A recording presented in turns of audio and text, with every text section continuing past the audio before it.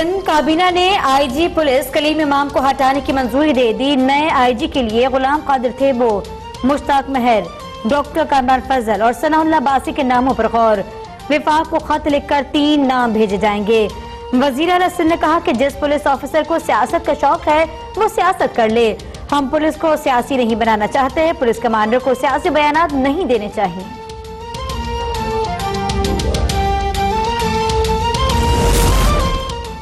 IG Sindh Kaleem इमाम ने सिंध हुकूमत का एतमाद खो दिया। कवानीन की खिलाफ वर्जियां कर रहे थे। मुतादिद बार गैर जिम्मेदाराना बयान दिए। वजीर इत्तलात सिंध सईद गनी ने कलीम इमाम के खिलाफ चार्जशीट जारी कर दी। डिसिप्लिनरी एक्शन का भी मुतालबा। कहा पुलिस अफसरान बगैर सबूत मीडिया में हुकूमत पर इल्जाम लगाएंगे तो इंतशार फैलता है। आईजी सिंध ने अफसरान की तकर्री में मदाखलत की। उनके दौर में अमन अमान की सूरत हाल बेहतर होने के बजाय खराब हुई। पुलिस की गोलियों से शहरियों की अमवात शर्मिंदगी का बाइस बनी। मफरूर मुल्जिमान पकड़ने की गलत इत्तला दी जाती रही। पुलिस अपनी नाअहली सिंध हुकूमत पर डालती रही।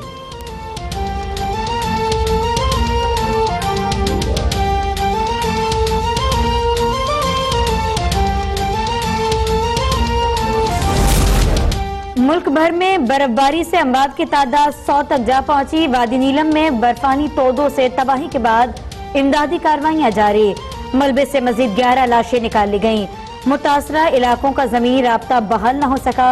खराब मौसम के बायस हेलीकॉप्टर से इमदादी सरगर्मियां भी मुअत्तल। वजीर आज़म इमरान खान का आजाद कश्मीर का दौरा। CMH मुजफ्फराबाद में जख्मियों की इयादत की। NDMA के मुताबिक आजाद कश्मीर में जांबाक अफराद की तादाद 76 हो गई। बलूचिस्तान में 20 अफराद लुक़्मे अजल बन गए।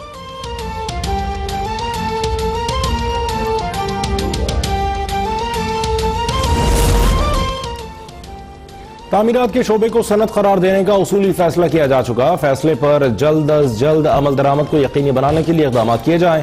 वज़ीर आज़म इमरान खान का तामीराती शोबे के फरोग के हवाले से इजलास से खिताब। वज़ीर आज़म की वज़ीर खजाना को ज़मीनों और तामीरात से मुताल्लिक़ ज़ेर इल्तवा केसेस को जल्द निपटाने के लिए आला अदलिया से खुसूसी बेंच बनाने की दरख्वास्त करने की हिदायत।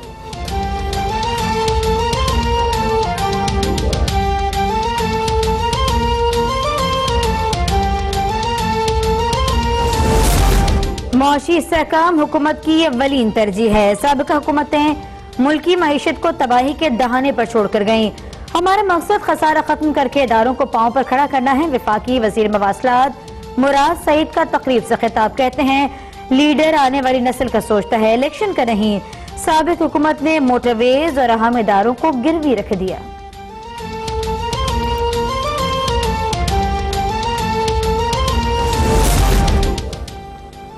लाहौर हाई कोर्ट में साबिक़ वज़ीर आज़म नवाज शरीफ की नई मेडिकल रिपोर्ट जमा करा दी गई। नवाज शरीफ के सेहतमंद होने तक बरतानिया में इलाज जारी रखने की इजाजत तलब। Cardiac consultant surgeon David Lawrence ने रिपोर्ट में तजवीज़ किया है कि नवाज शरीफ की एंजियोग्राफी फौरी तौर पर करवाई जाए। नवाज शरीफ के प्लेटलेट्स को बरकरार रखने के लिए माहिरीन इक़दाम कर रहे हैं।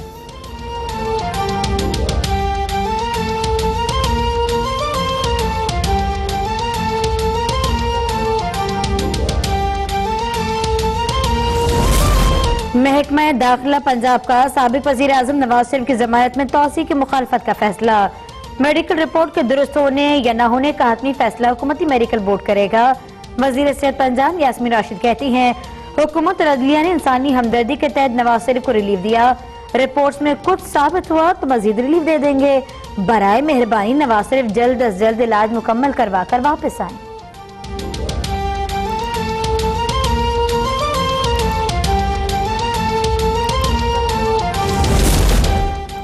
इमरान साहब ने नवाज शरीफ की रिपोर्ट्स फौरी तलब की। कभी 14% महंगाई की रिपोर्ट भी तलब करें।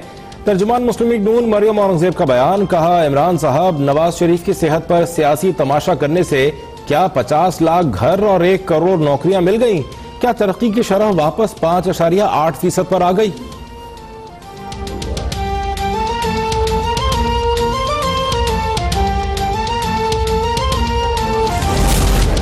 लाहौर हाई कोर्ट ने वफाकी हुकूमत से मरियम नवाज का नाम ECL से निकालने की दरख्वास्त पर फैसले में ताखीर की वजूहात तलब कर ली। नहब और दीगर फरीकैन से भी 21 जनवरी को जवाब तलब।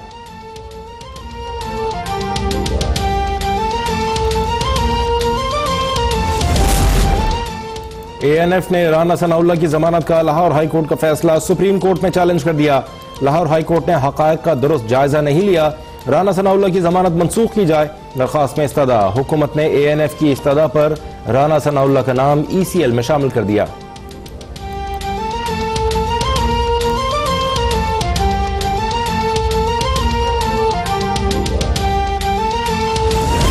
मामला हलफ से चल रहे हैं तो अदालतों को ताला लगा दें। मामला अदालत में है, राना सनाउल्लाह अदालत में सबूत दें। क्या कोई गिरफ्तार होने वाला शख्स कहता है कि मैं गुनाहगार हूँ? DG ANF major general Arif Malik की इस्लामाबाद में मीडिया से गुफ्तगू। कहा, सरेआम कत्ल करने वाले बंदे ने कभी कहा है कि मैं मुजरिम हूँ? DG ANF ने राना सनाउल्लाह और शरिया राफिदी के हलफ लेने पर कुरानदाजी का मशवरा दे डाला। कहते हैं कुरानदाजी से पता चल जाएगा कौन जिम्मेदार है, कौन गुनाहगार है।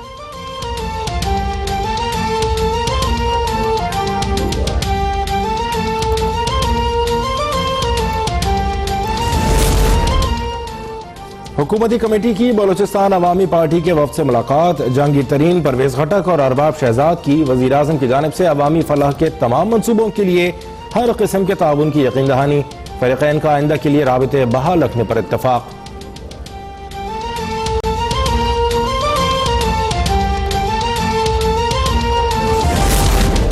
मार्च में सियासत ऊपर नीचे होगी, इमरान खान वज़ीर आज़म ही रहेंगे। हुकूमत को कोई खतरा नहीं है, कोई अदम एतमाद नहीं, सब मजे कर रहे हैं। वजीर रेलवे शेख रशीद की रिसालपुर में मीडिया से गुफ्तगू। कहते हैं सियासत में नाराजगी चलती रहती है, MQ वज़ारत से अलग हुई है, हुकूमत से नहीं। वजीर आज़म ने खुद MQ के मुतालबात को जायज करार दिया।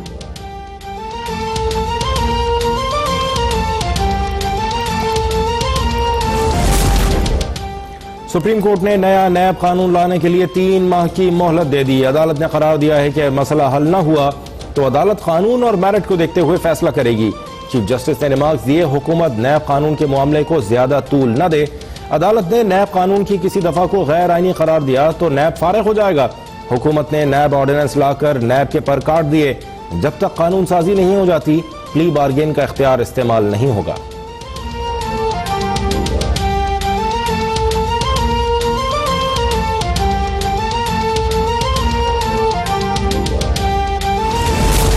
गैर कानूनी भर्ती और असद सजाद का केस। इस्लामाबाद हाई कोर्ट ने साबिक वफाकी हाउसिंग वजीर अकरम खान दुरानी की अबूरी जमानत में 30 जनवरी तक तौसी कर दी।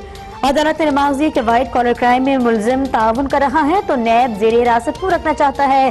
क्या मुलजिम को हिरासत में रखकर टॉर्चर करना होता है? नैब पसंद नापसंद के बजाय केस के तमाम मुलजिमान को क्यों गिरफ्तार नहीं करता? अगर नौकरियां गैर कानूनी थी तो फिर मुलाजमीन को ना निकालने पर हालिया वजीर हाउसिंग को भी गिरफ्तार किया जाना चाहिए था।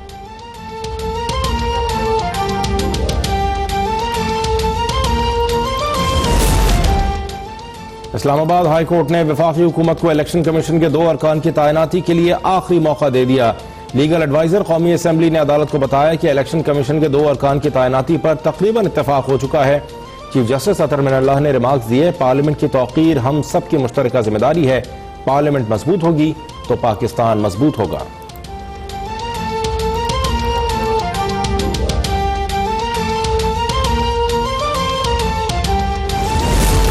साबिक अटॉर्नी जनरल इरफान कादिर भी चीफ इलेक्शन कमिश्नर की दौड़ में शामिल। जराये का कहना है इरफान कादिर का नाम पीपल्स पार्टी ने तजवीज़ किया। मुस्लिम लीग नून ने भी इरफान कादिर के नाम की हिमायत का इंदिया दिया।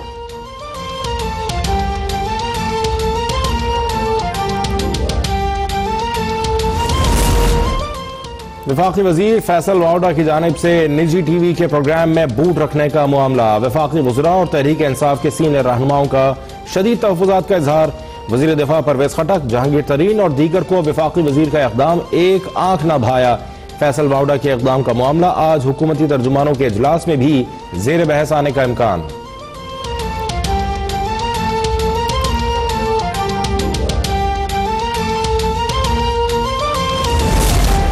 मुस्लिम लीग नून की उज़्मा बुखारी ने वफाकी वजीर फैसल वावडा के इस्तीफे के मुतालबे की करारदाद पंजाब असेंबली में जमा करवा दी। करारदाद में कहा गया कि फैसल वावडा ने कौमी सलामती के इदारे की तस्दीक की। फैसल वावडा जैसे लोग आलमी सतह पर हुकूमत के लिए शर्मिंदगी का बाइस बन रहे हैं।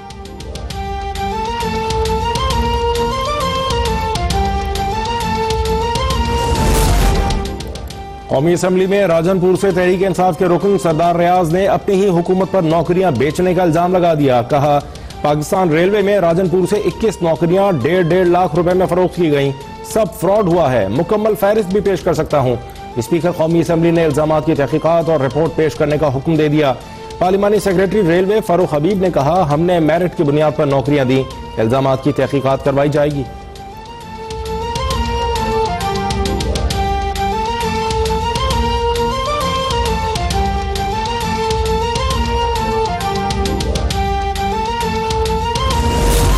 कौमी असम्बली में कराची से हुकूमती अरकान का विफाकी वजीर अली जैदी के बयान पर एहतजाज, शोर शराबा किया, नारे लगाए।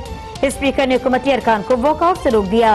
अली जैदी ने तवज्जो दिलाओ नोटिस पर कहा, कराची के अरकान जब चाहे मुझसे राब्ता कर सकते हैं, मेरे दरवाजे सबके लिए हर वक्त खुले हैं, नंबर भी तब्दील नहीं हुआ।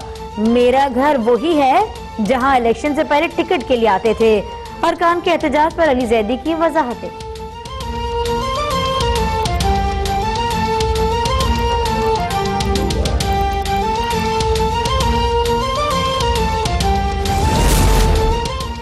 सुप्रीम कोर्ट में जेर जमीन पानी के इस्तेमाल से मुतालिक केस की समाअत। अदालत का पंजाब के अलावा तमाम सूबाई हुकूमतों की कारकर्दगी पर अदम एतमाद का इजहार। अदालत ने रिमार्क्स दिए, नई गज डैम फंड से 6 अरब रुपए गायब हो गए, लेकिन एक ईंट तक नहीं लगी। सुप्रीम कोर्ट सिंध हुकूमत की कारकर्दगी से नाखुश है। गुज़िश्ता 5 समाअतों से सिंध हुकूमत का रवैया माजरत खाहाना है। अदालत ने चीफ सेक्रेटरी सिंध को आइंदा समाअत पर जाती हैसियत में तलब कर लिया।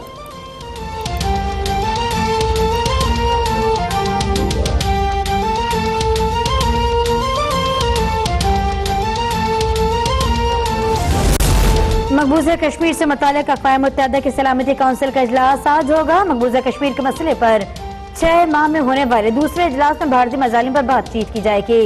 LOC की सूरत हाल भी ज़ेर गौर आएगी। वज़ीर ख़ारजा शाह महमूद कुरैशी आज न्यूयॉर्क पहुंचेंगे, UN सेक्रेटरी जनरल से भी मुलाकात करेंगे।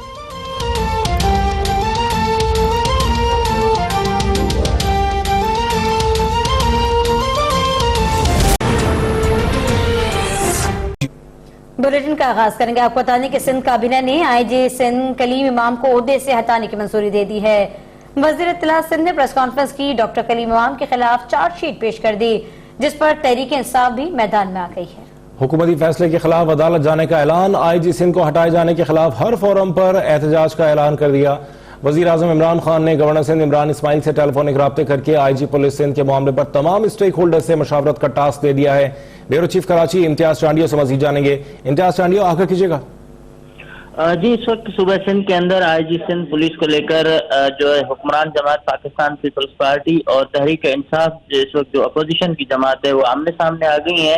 सिंध काबीना के एक हंगामी इजलास में वज़ीर आला सिंध के ज़ेर सदारत जो हुआ, उसमें मंजूरी ली गई अराकीन से कि सिंध काबीना जो है वो IG सिंध कलीम इमाम को ओहदे से हटाना चाहती है और उसकी मंजूरी सिंध काबीना ने दी है। ये 59 में इंस्पेक्टर जनरल पुलिस हैं और इसके अलावा मुतनाज़ा तब से हुए हैं जब से पीपल्स पार्टी के रहनुमा जो उमरकोट में है तैमूर टालपुर सूबाई वजीर हैं, वो और उसके साथ हलीम आदिल शेख का मामला, उन पर हमले का था। उसके बाद IG सिंध का जो किरदार था उसको दोनों तरफ से वफाक और फिर सूबाई हुकूमत की जानिब से दबाव का सिलसिला उनको सामने करना पड़ रहा था और वो फैसला नहीं कर पा रहे थे कि किस साइड पर होकर वो कार्रवाई करें।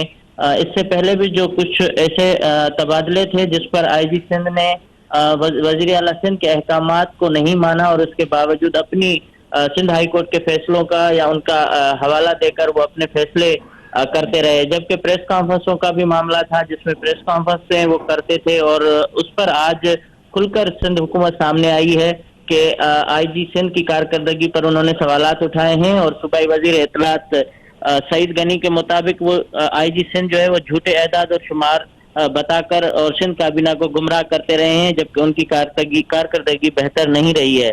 दूसरी जानब तहरीक इंसाफ ने भी जो है वो अदालत जाने का फैसला किया है कि IG सिंध को हटाना और मनपसंद अफसरान को लाना जो है वो किसी सूरत में पीपल्स पार्टी को ये इजाज़त नहीं दी जाएगी। जबकि वजीर आजम ने भी आज टेलीफोनिक राब्ता किया है गवर्नर सिंध इमरान इस्माइल से और उनको कहा है कि IG के मामले पर जो है वो तमाम स्टेक होल्डर से राब्ते में रहे। ये गवर्नर हाउस के तर्जमान ने भी तस्दीक की है। जबकि जो दूसरा नाम है IG के लिए जो सिंध काबीना ने तजवीज़ किया है गुलाम कादिर थेबो का, वो इंतहाई करीबी समझे जाते हैं और इनकी जो शोहरत है वो जो हुकूमत है सूबाई उनको बहुत करीब रहे हैं, और उस हवाले से ये कहा जा सकता है कि गुलाम कादिर थेबो यस मैन का किरदार अदा कर सकते हैं, क्योंकि इस वक्त सूबे में जो ये खासतौर पर पुलिस का मामला है, इसमें बहुत सारे ऐसे मामलात आ गए हैं कि अब पुलिस जो है वो सूबाई हुकूमत के कंट्रोल से निकलते हुए नजर आ रही है।